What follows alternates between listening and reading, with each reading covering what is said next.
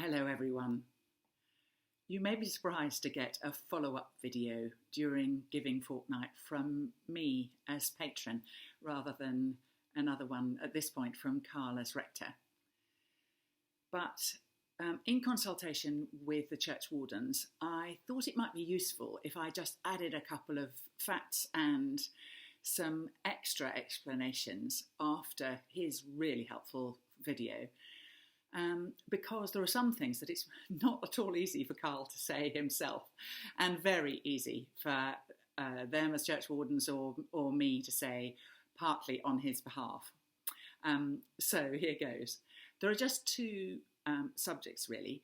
Firstly, the main thing that we give to is called Parish Share, and Carl helped us to understand what that went towards.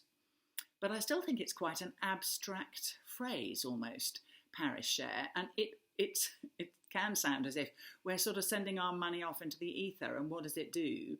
And if it goes to the diocese, does that mean that it's supporting sort of beautiful robes in the cathedral or something? Which it doesn't. The church commissioners pay for bishops and cathedrals, so our money doesn't go there at all.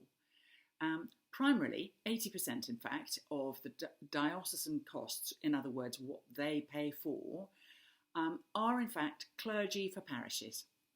And they cover, therefore, the stipend, that's the pay for clergy. And they pay too for rectories, everything to do with buying them, setting them up, providing them, and ongoing maintenance. They pay for pensions, which is really necessary. You really cannot save on a clergy stipend, so it's really helpful to have ongoing help with that, and national insurance contributions. So the prime thing that we get from our parish share is our own rector and his lovely family and the home that they live in, and the diocese have done well for us there, as has the parish, it has to be said. It's a lovely home, and I believe they are happy there, so that's great.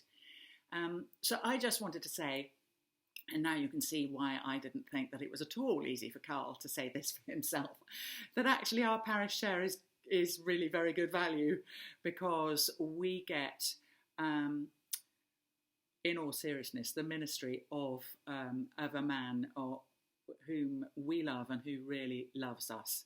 And I know that we are, so many of us, so grateful for their ministry to us here in the parish.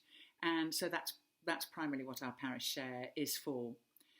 It does also go, which again we benefit from, to training, both ongoing training for clergy, which is great, that needs to be an ongoing thing all throughout ministry, and it trains curates and those coming up into ministry, and also lay people. So that's all a very useful thing to invest in. And the other thing is that there are central services that parishes can call on, often very usefully, things like safeguarding services, building advice, stuff like that. And again, the diocese needs and rightly provides that. And we do, through our parish share, make a little bit of a contribution to that as well. So you can see that it's money necessarily spent, well spent. So I just thought spreading that out a bit more might be useful and answer a couple of the questions that might have been flagged up in people's minds. The second thing that Carl talked about was staff costs. And of course, since the beginning of lockdown, a lot has changed. One of the roles that we normally pay for is that Lynn's does her lovely work among families. But actually, since the beginning of lockdown, she's taken a pay freeze because of all the restrictions and everything else. She's not been able to do that part of her role, though still a fantastically supportive rector's wife. But that specific bit, she's not been able to maintain, and she has not been paid for. But we are still very much wanting to cover the admin role, without whom, quite honestly, it would be very difficult for Carl to pursue all the other things that are so important in his diary. And keeping those hours up is, I know from my own experience, incredibly helpful. They're really fantastically supportive. And the third thing is, of course, under that heading of change after lockdown, is that, of course, everything digital has just shot into orbit, hasn't it? And we all so grateful for and newly aware of what we need in the digital space for online services and everything else. And it would be so great to be able to recognise Paul for doing the countless hours that he does to keep us all connected.